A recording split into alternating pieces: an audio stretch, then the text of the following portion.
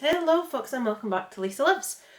I'm having horrendous camera trouble today, so I really hope this is recording. I can't see because I can't flip the flip part of the camera open because my new ring light doesn't have an attachment for my camera, so I'm not even gonna, no, I'm not gonna bore you with the details. So I'm running a little bit late with the monthly catch-up.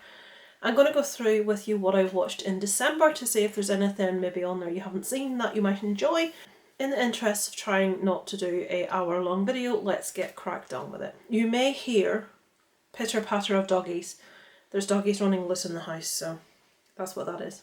Obviously, disclaimer before I start, anything I talk about is just my opinion. You may have watched the same movies and loved them or hated them completely opposite to me, but I like to tell you what I thought of different things I watched in the month, each month. So let's get the old screen recorder on. If you aren't aware of the app Letterboxd, it's an app where you can record and rate all the movies that you've watched, and it's awesome. I use it, and it comes in really handy when you're telling people what you watched that month, and you have a big, well, you'll see, I'll put it on the screen. So let's get my old screen recorder going on the phone. Okay, so you can see there on the first movie that I watched on the month was called Spell. Now this movie read very much like a kind of like a misery story, and if you know me well enough you will know that the movie Misery is one of my favourite movies. So a father survives a plane crash in rural Appalachia but becomes suspicious of the elderly couple who take him in to nurse him back to health. This is an awful lot about voodoo and all kinds of weirdness. I did enjoy this movie. I thought it was really good. Wasn't anywhere near as good as Misery. It does have a similar feel in that the people that are caring for him maybe don't have his best interests at heart. I would recommend it. I think it's well worth watching, but it's not mind-blowing stuff. So that's Spell. I give that a 3 out of 5. On the 4th, I watched Charged, the Eduardo Garcia story. Another thing with me, if you haven't watched my videos before, I do like to watch a lot of real life stuff, true crime, as well as movies. So this is one about a chef who had an electric shock. Now I had no idea that it was capable of, I knew it could kill you. This just sounds ridiculous. I knew it could kill you, but I didn't know it could blow a hole right through your body. This guy lost his arm, ribs, muscle mass, and almost died. He touched something that was electrified, he was electrocuted. And this is his story of getting back to life and getting back to doing what he loves best, which is being a chef. It was a really interesting watch. I enjoyed it, 3 out of 5, but it wasn't mind-blowing. It wasn't like one of the best documentaries I've ever seen, but it is worth a watch if you're interested in that kind of thing. On the 7th of December, I watched what was my number one movie of 2020, which was Just Another Christmas. I just personally have a real affection for anything. A Christmas Carol is my favourite Christmas movie. It's my favourite book. This movie has a feeling of a Christmas Carol about it. I loved it. It was so refreshingly different. It just really spoke to me. It maybe won't be the, a lot of people may think it's absolutely crap. I loved it. It really, really spoke to me. It made me cry. It made me happy. It made me sad. And it was my number one movie of 2020. That's Just Another Christmas. I do talk about it in my Vlogmas on my Kit and Caboodle channel. I do a full review of the movie with more detail of the story. And I also talk about it in my top 10 list of 2020 if you want to know more about that movie. On the 10th, I watched Ava. I'll just read you what I wrote. Predictable with stereotypes aplenty, my eyes were in need of removal from the back of my skull. Such was my level of eye rolling whilst watching this. Here comes a dog. Can you hear? Hello, Dobby. You have to see Dobby. There she is. Are you being a good girl while I'm doing my videos? Oh yeah. This is Joy, who is now named Dobby, who we got in August of last year as a playmate for our Yorkshire Terrier Molly. What are you doing? This is the stupidest dog that ever existed, but she is the most lovable, funniest, awesome little dog, but she's daft as a brush. She really is. Aren't you daft? Are you daft? You are daft. She was rescued from a hoarder. I think she spent most of her life caged, so she didn't know how to play. She didn't know what grass was. She'd never seen snow. And she's just such a lovable little dog. She really is. Right, down you go. That's for anybody new that hasn't seen her. If you watch my vlog, you'll have seen loads of her. Sorry, I bet my recording thing's switched off now, has it? So let's get back to talking about the movies, the reason I'm here. Now you can see my videos go on for too long, things like that. On the 11th, I watched a movie called Only the Animals. Molly's walking about now. A woman has disappeared the day after a snowstorm. Her car is found on a road leading to a plateau with nothing but a few scattered farms. Oh, right, yes. This one is French, Sous la Bête. I really enjoyed this one. It's like a murder mystery with sort of stories running concurrently that somehow converge. Is that the right word? At the end. I liked it. I thought it was really good. I gave that a 4 out of 5, so I would recommend that one if you don't mind subtitles. Sous la Bête. On the 13th, I watched another documentary called the Rainman Twins, so named because they have exactly the same kind of Asperger's as Dustin Hoffman has in the movie Rain Man.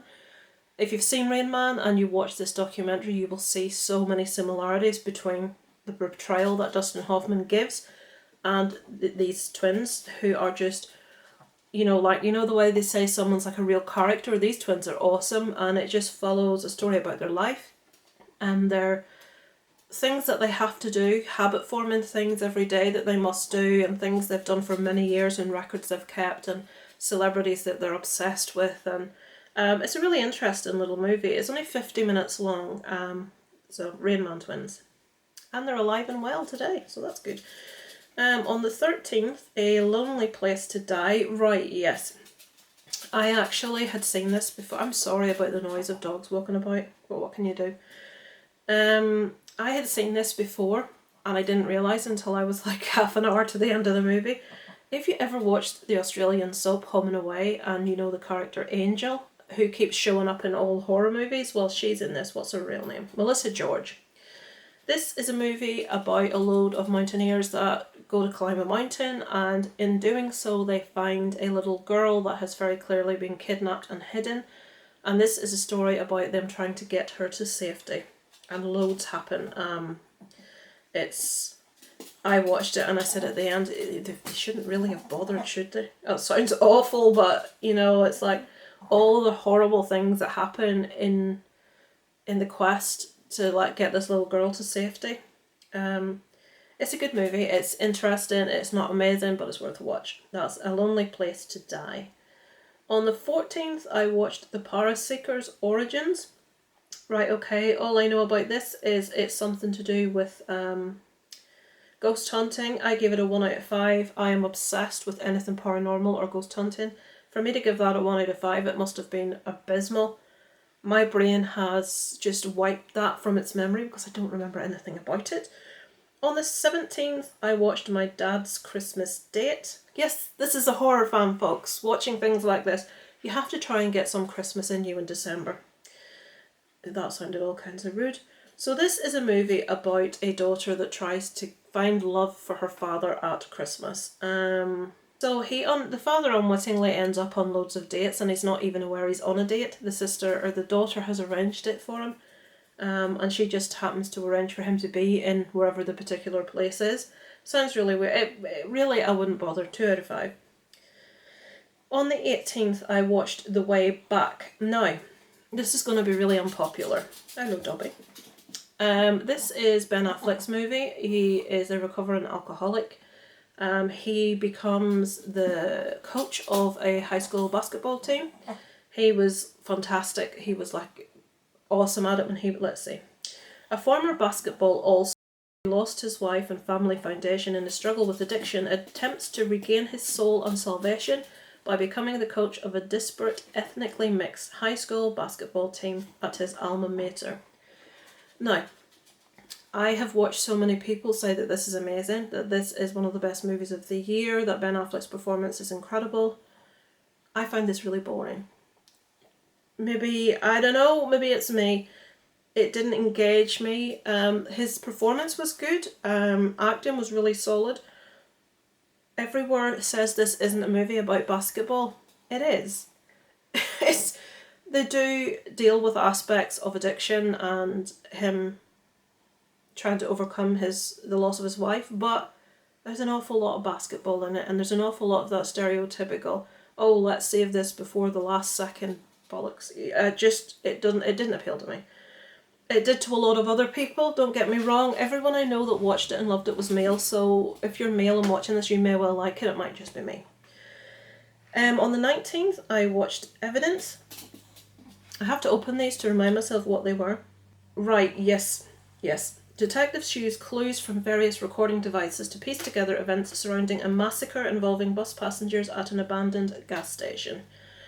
This is your very typical horror, a slasher, although there isn't much in the way of killing all the way through, just in certain parts. If this camera's moving, the dog has just made the ground shake. That little dog has just made my camera things shake. It's definitely worth a watch. Basically it starts at the end and you see what has happened, this massacre, and we work back trying to find out what happened, who did it. It's one of these who did it with quite a bit of horror slashery in it. Yeah, it's worth watching. It's not amazing. You will find if I watched something and enjoyed it, it's a 3 out of 5. If I watched something and loved it, it's a 4 out of 5. If I watched something and I fell in love with it and it's amazing, it's a 5 out of 5. You don't get many 5 out of 5s.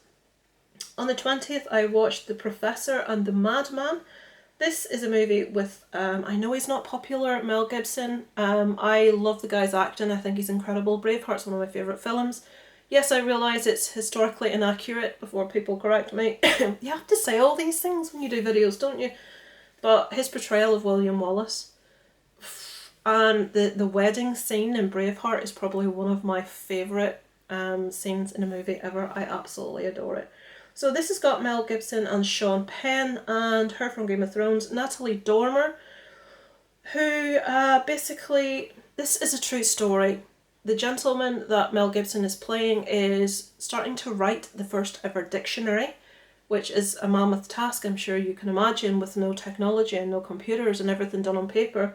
Sean Penn has a momentary moment of madness and kills someone and ends up in prison. He's a very intelligent person. He's a doctor, to my knowledge. Yes, he's a doctor.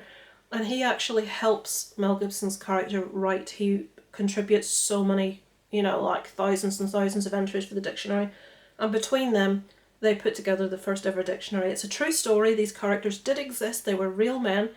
And also it's a story about redemption, about his forgiveness by the wife of the man that he murdered. It's a really, really nice story.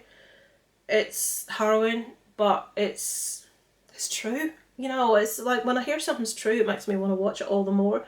It is pretty slow, but if you like fantastic acting performances, Dobby's here again, definitely check it out. On the 21st, right, okay, I haven't finished this yet. This is a series I'm watching at the moment on Netflix called Sweet Home. It's just a really weird monster type Asian movie. Not a movie, it's a series. I started watching it on the back of the series Alice in Borderland, which is it's probably my favourite series of 2020. If you haven't seen Alice in Borderland, you don't mind subtitles. It's Japanese, it's incredible. They're doing a season 2 and I for one cannot wait to see it. Sweet Home is another age. It's Korean, I believe, and it's all very weird and there's monsters and it's people trying to escape and it's really entertaining, not to be taken too seriously. But Alice in Borderland, oh my god, it's just, mwah, it's amazing. I talk about that in my top 10 of the year if you want to know a bit more about that as well. So I can't rate Sweet Home yet because I haven't finished it. On the 21st also I watched Ma Rainey's Black Bottom. Now this stars Viola Davis, who plays Annalise Keating in How to Get Away with Murder, which is a series I really enjoy. She is incredible in this.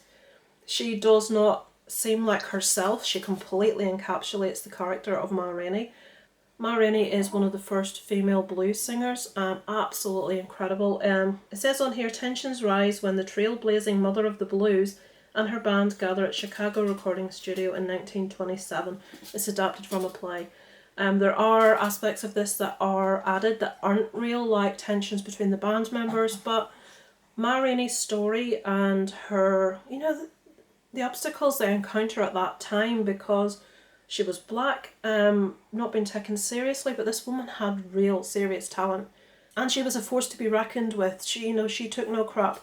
And I love that about the character and obviously the real woman. So while I enjoyed it, I have seen people say it's the movie of the year. It's absolutely mind-blowing. It's fantastic.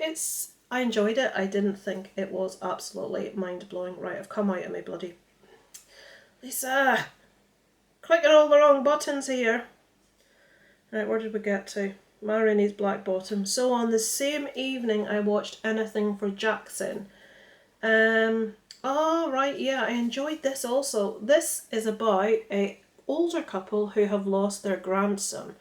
The daughter had an accident, I believe it was a car accident, they lost their grandson and they become Satanists. And they concoct a plan to kidnap a pregnant woman and to implant the soul of their dead grandson into the unborn baby of this woman. Yes, far-fetched, I realise, but a bereaved Satanist couple kidnap a pregnant woman so they can use an ancient spellbook to put their dead grandson's spirit into their unborn child, but end up summoning more than they bargained for. I really like this. It was, I don't like to say fun, but it was fun.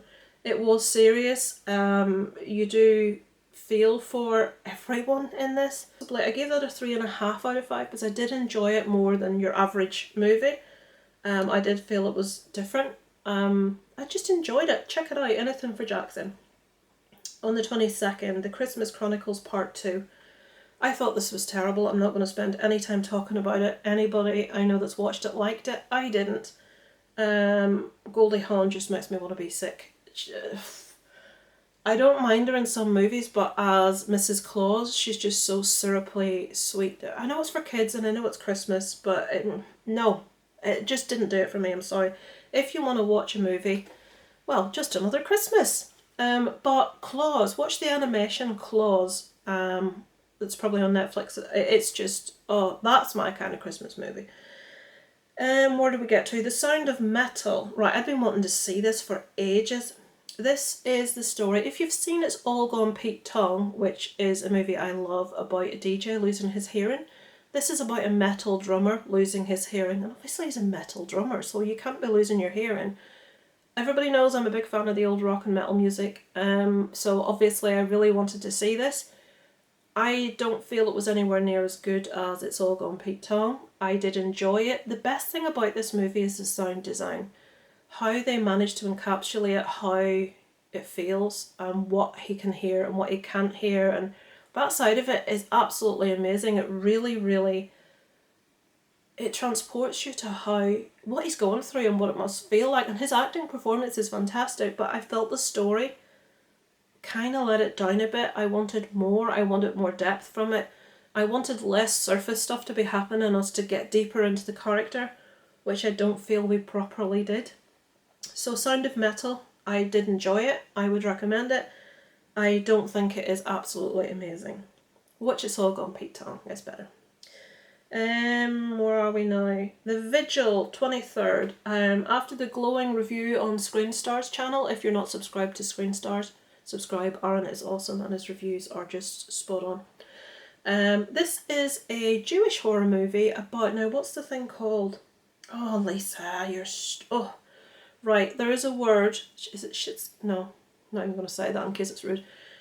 Right, there is a tradition in Judaism, if a person passes, someone must sit with the body on the night in the house before it is buried the next day. And there are people hired to do this that actually have this job. And in this, we have a young gentleman that used to be an Orthodox Jew. He has left that, it's a bit too strict for him. But he is called back by an elder and asked, look, please, could you with this person? The last person we had to sit got frightened. It's good money. We'll pay you good money. This guy's skint, so he agrees. So the vigil commences where he sits with the body and all sorts of weird crap kicks off. And we realise why the last guy left and why he's scared. This is really creepy and freaky in places. It has a real air of tension about it. If you're watching this on your own at night in the dark, it would be much more effective. I wasn't. but I did enjoy this. I like the fact that every horror movie, when we're going down the religion route, seems to focus on Catholicism. I was brought up Roman Catholic. Being Irish, it's kind of almost a given. And I know a lot about the whole Latin and the Mass and all this, but even I'm sick of seeing Catholicism represented in horror movies. I'm thinking, all those other religions, use one of them. And I don't mean, oh, don't use Catholicism, that's not fair. I don't mean like that. I mean, represent other people. Let them see something of their own heritage, their own religious, whatever, you know. So this is, to my knowledge, the first Jewish horror movie I've seen. Is a lot of Yiddish in here, which the similarity to German is incredible. I could understand so much. I did German to A level, so I understood a lot of the text to this.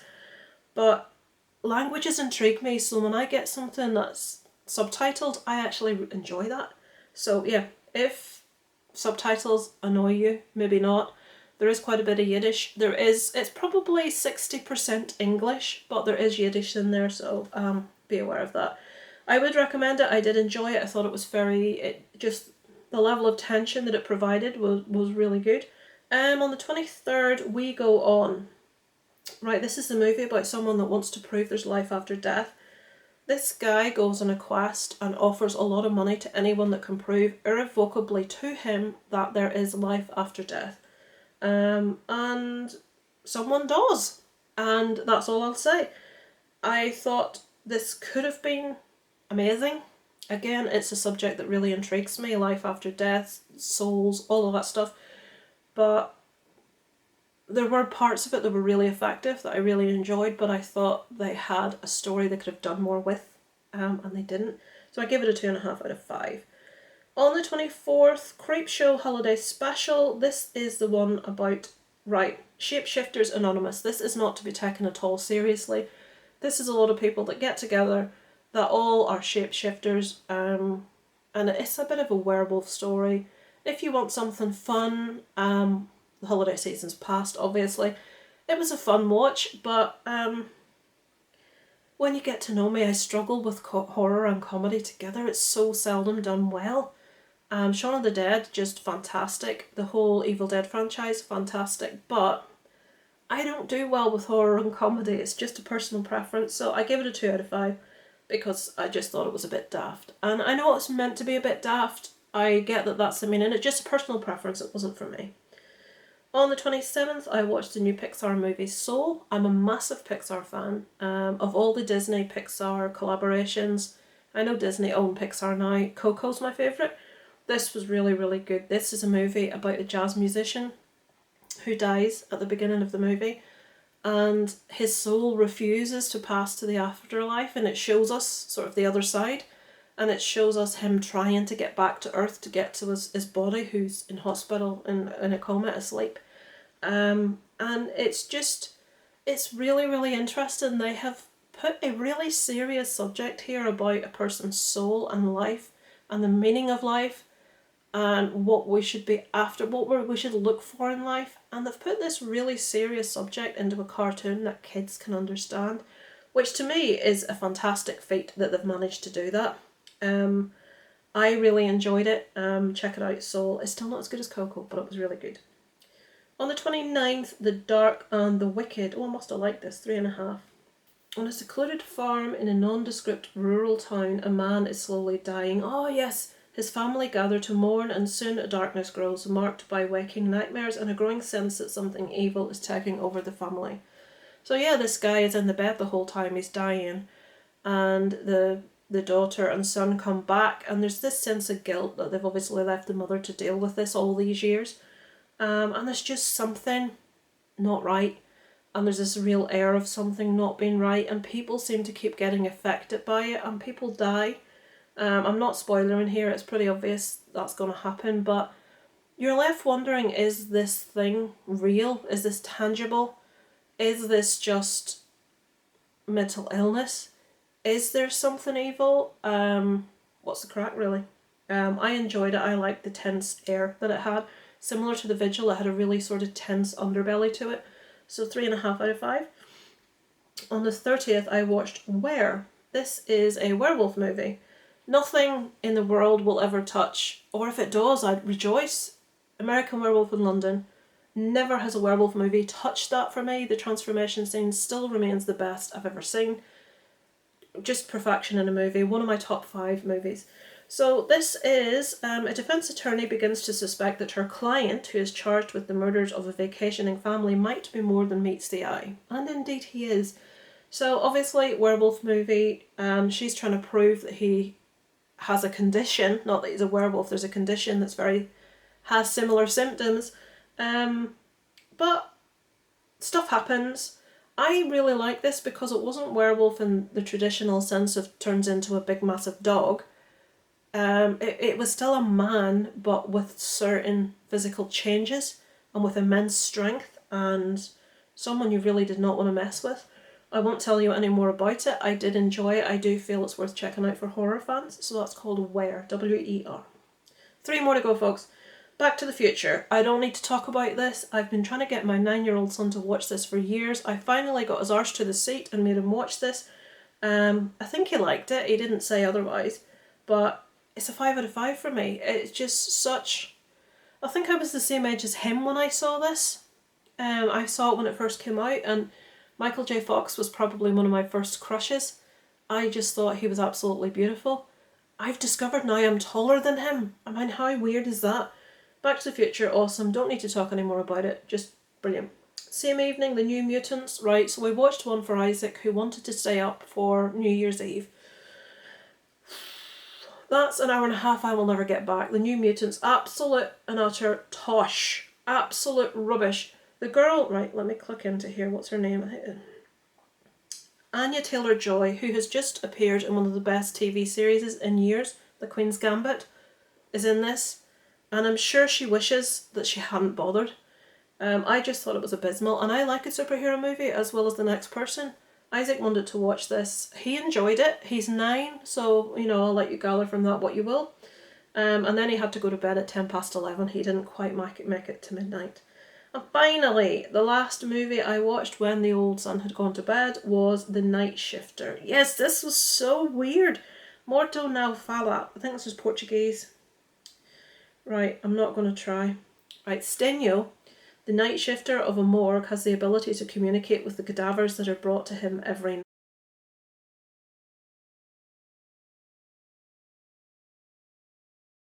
I look forward to letting you know everything I watched in January at the end of the month. Thank you so much for watching. Over and out from Lisa Lives.